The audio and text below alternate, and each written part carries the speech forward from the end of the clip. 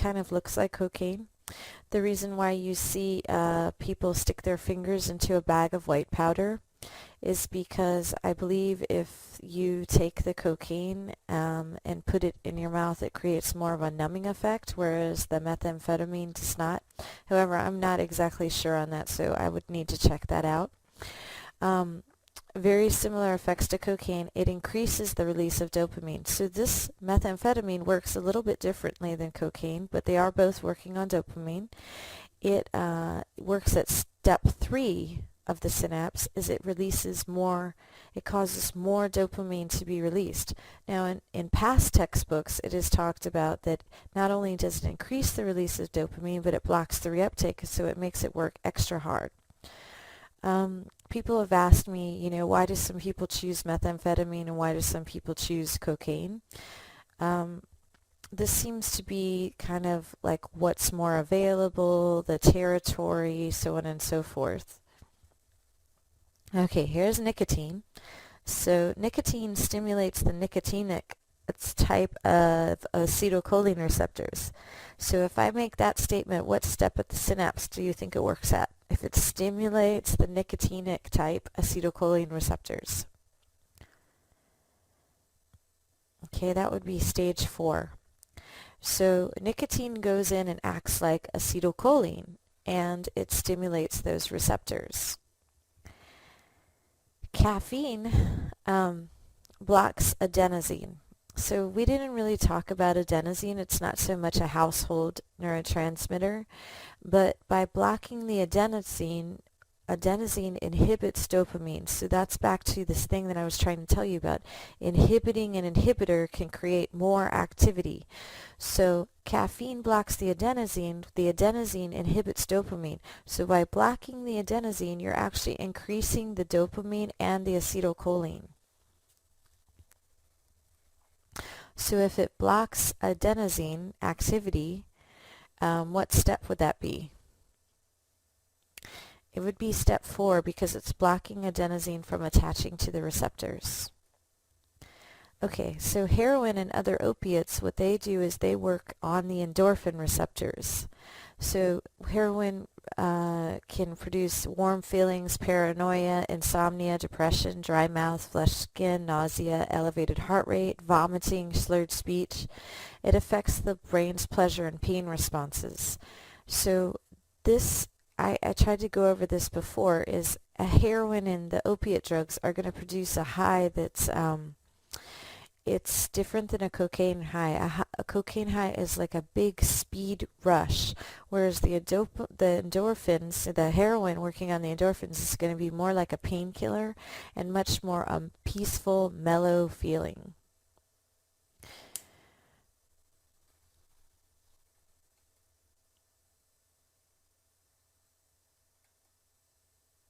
Okay, here we have marijuana.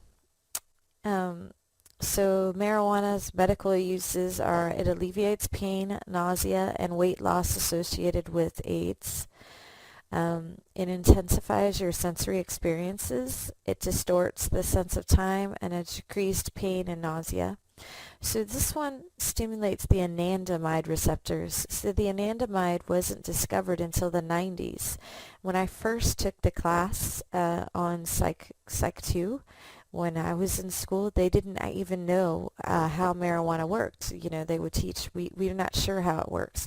But then they discovered the anandamide receptors in around 92.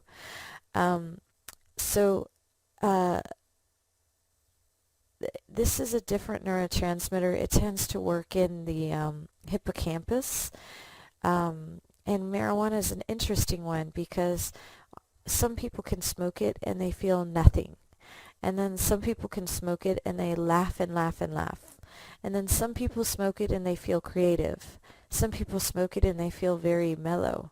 So it's interesting that we have a neurotransmitter, anandamide, that seems to be linked to laughing, creativity, feeling of mellowness. So every drug, you have to know that we have a neurotransmitter inside of our body that acts the same way. Okay, alcohol facilitates the GABA receptor. So what it does is the GABA receptor is an inhibitory neurotransmitter, and it's your anti-anxiety neurotransmitter. So alcohol produces an anti-anxiety effect by facilitating the action of the GABA receptor, which would be step 4 at the synapse. It also inhibits the flow of sodium across the membrane. So alcohol, then you remember sodium is what creates action potentials. So one of the reasons why alcohol is so dangerous and can have such a big effect on the brain is because it's working on every single neuron by inhibiting the sodium flow across the membrane. Also, your book goes into that it decreases serotonin activity but increases dopamine activity. I think for the test purposes, the main point that I would like you to know is that it facilitates the GABA receptor. I tried to really put everything in red that I wanted you to know in this PowerPoint. This is some interesting facts about alcohol use.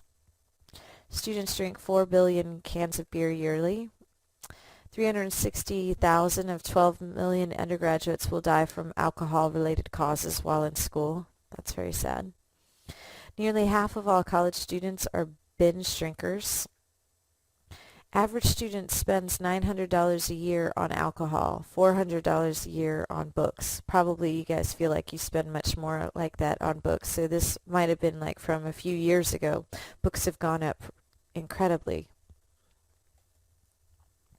Other social problems associated with alcohol consumption is correlated with crime in general, domestic violence. Did you know that 90% of all rapes, that's including date rapes, stranger rapes, acquaintance rapes, they occur under the influence of alcohol. DWIs, driving while intoxicated. Economic costs are huge. The economic burden of alcohol and drug problems fall on the population that do not abuse alcohol or drugs. Let's talk about the 6 steps at the synapse, and let's just show you just how each one of them can work. So the first step at the synapse was synthesis. So let me give you an example of a drug that increases synthesis, and then I'd like you to try to tell me, is that an agonistic effect or an antagonistic effect? Okay, so step 1 is synthesis. So the drug that I'm going to choose is L-DOPA. So we talked about Parkinson's disease earlier in another module here. And so L-DOPA is something that's given to Parkinsonian patients. And what it does is it increases the synthesis of dopamine. So it makes more dopamine. Because if you remember, Parkinson's disease is low levels of dopamine.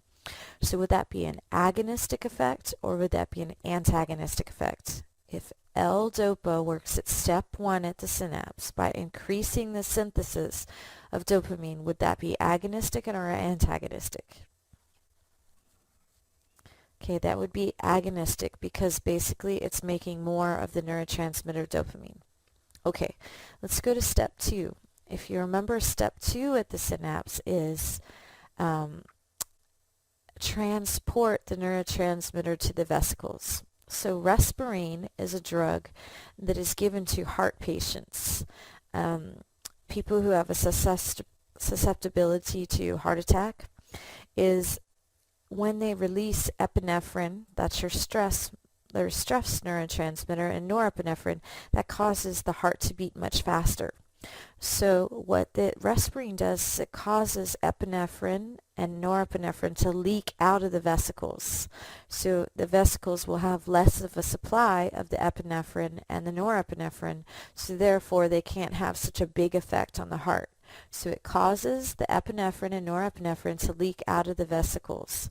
So would that be an agonistic effect or an antagonistic effect?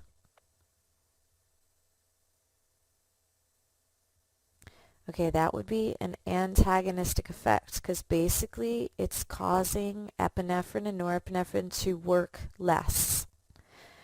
Okay, we already did this one, but it's good for me to reinforce it, is methamphetamine causes more dopamine to be released. Would that be an agonistic effect or an antagonistic effect? That would be an agonistic effect because it's facilitating the action. Cocaine blocks the reuptake of dopamine. No, I'm sorry. We don't want to do that one because we need to do step 4 first. LSD attaches to the serotonin receptor sites. Okay, it attaches to the serotonin receptor sites. Would that be an agonistic effect or an antagonistic effect? Okay, that would be agonistic because it's mimicking the action of serotonin. And then we go to cocaine. Cocaine is blocking the reuptake of dopamine. So now this is where you can kind of be gotten. So I really want you to think about this. If it's blocking the reuptake of dopamine, what would that be? Okay, let me show you something that my students tend to have a hard time with. The moment that they see the word block, they go to antagonistic, but they didn't think about it.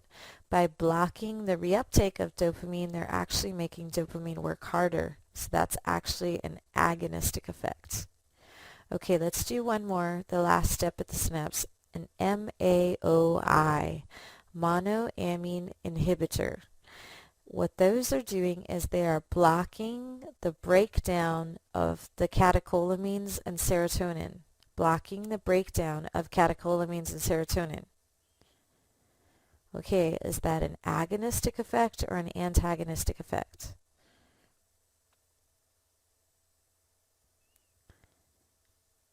Okay, that's actually an agonistic effect. Hopefully you didn't go with antagonistic because you thought that blocking, because you heard the word block, because it's blocking the breakdown.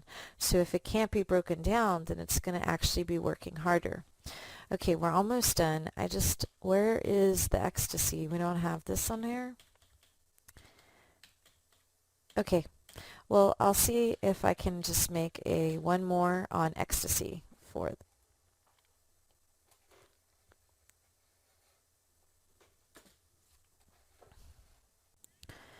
Okay, so let's go on to ecstasy. Ecstasy is also called MDMA. It's a combination of speed and a hallucinogenic LSD designer drug. So it's a man-made drug. Basically, the closer a drug is to nature, the less harmful it is for our brain a lot of times. And so ecstasy is one that a lot of people think are safe, but I would tell you that this is one that you shouldn't mess with. In some people, it's been found to kill the serotonin neurons. So here it is. Ecstasy at low levels stimulates the release of dopamine. At high levels, stimulates serotonin synapses. They're saying that this is a brain toxic drug. It's a chemical that destroys the dopamine and serotonin neurons. And when you think about it, the dopamine is your neuron of pleasure, is your neurotransmitter of pleasure, and serotonin is the antidepressant. It's associated with antidepressant. So some people can take the ecstasy and they don't seem to have negative effects, but some people take the ecstasy and they're never quite the same. I mean, some of you may know people like that. And also, if you have a tendency for depression, I would really, really caution you to stay away from the ecstasy. Ecstasy is definitely something that you wouldn't want to play with because this is one that is thought of as brain toxic. For signs of ecstasy use are if you see people walking around with pacifiers, that's what happens with ecstasy is it makes their teeth chatter. So sometimes they need to suck on lollipops or pacifiers or something like that to keep their teeth from clenching and chattering. Also, since ecstasy is working on serotonin, it tends to throw the body temperature out of whack. So if you go to a rave, one thing that they'll do is they won't allow any backpacks in the door, and then they'll charge $20 for a bottle of water.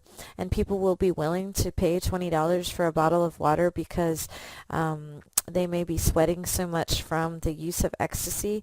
Also, sometimes you'll have something like rub-down rooms where people are shivering and they rub each other because it's trying to warm them up.